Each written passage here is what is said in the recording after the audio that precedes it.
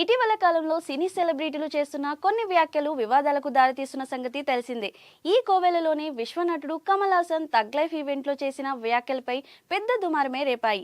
కన్నడ భాషకు మూలం తమిళనేనని, తమిళం నుంచి కన్నడ పుట్టిందని కమల్ అన్నారు. దీంతో కమల్ హాసన్ పై కన్నడీయులు విరుచుకుపడ్డారు. చరిత్ర తెలియకపోతే నోరు మూసుకొని ఉండాలి గాని పిచ్చి పిచ్చిగా వాగితే తాట తీస్తామంటూ కమల్ కి వార్నింగ్లు కూడా వచ్చేశాయి.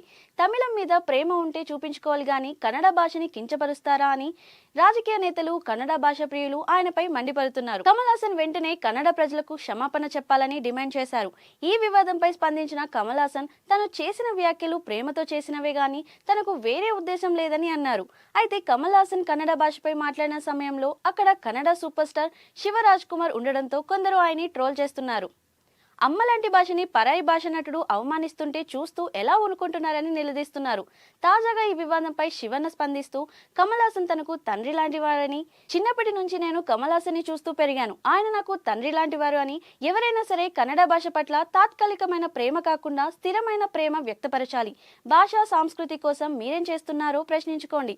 ఏదైనా వివాదాలు పెంచేందుకు కన్నడ భాషపై ప్రేమ కలిగి ఉన్నట్లు చూపించడం కరెక్టే కాదు. కన్నడ భాష సినిమాలను ప్రోత్సహించడంపై రాజ్ కుమార్ అభిమానులు, మీడియా చర్చిస్తూ సారాంశాన్ని తప్పుగా అర్థం చేసుకోవద్దని కోరుతున్నారు. కమల్ హాసన్ వ్యాఖ్యలపై నేను తీర్పు చెప్పాలనుకోవడం లేదు, దానికి బదులుగా కన్నడ భాష సినిమాలను ప్రతి ఒక్కరూ ప్రోత్సహించాలి అని కోరారు. ఈ వివాదంపై కమల్ హాసన్ స్పందిస్తూ, ఎందరో చరిత్రకారులు భాషల చరిత్ర గురించి నాకు చెప్పారు. నేను చేసిన వ్యాఖ్యలో ఎలాంటి దురుద్దేశం లేదు, అవి ప్రేమతో అన్న వ్యాఖ్యలు మాత్రమే. ప్రతి ఒక్కరిని కలుపుకునే తత్వం ఉన్న అరుదైన రాష్ట్రం తమిళనాడు. ఒక మీనన్, ఒక రెడ్డి ముఖ్యమంత్రులు అయ్యారంటూ పరోక్షంగా ఎంజి రామచంద్రన్, ఓమందర్ రామస్వామి రెడ్డిలను ఉద్దేశించి కమల్ వ్యాఖ్యానించారు. అంతేకాకుండా మైసూర్ సంస్థానంలో పనిచేసిన నరసింహన్ రంగచారి మనవరాలు సీఎం అయ్యారని జయలలితను ఉద్దేశిస్తూ వ్యాఖ్యలు చేశారు.